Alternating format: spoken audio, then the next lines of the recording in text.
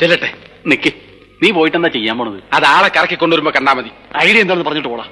അതെ, വ്യക്തമായിട്ട് പ്ലാൻ എന്താണെന്ന് പറഞ്ഞിട്ട് പോയാ മതി. ഇനി വന്നേ.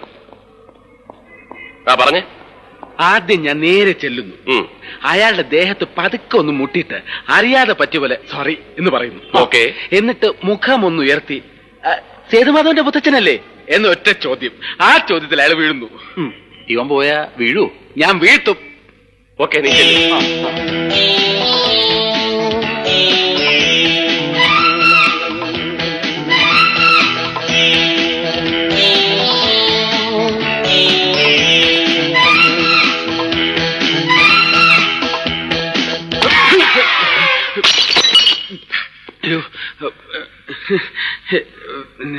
എന്റെ അമ്മയെ നാട്ടിച്ച്.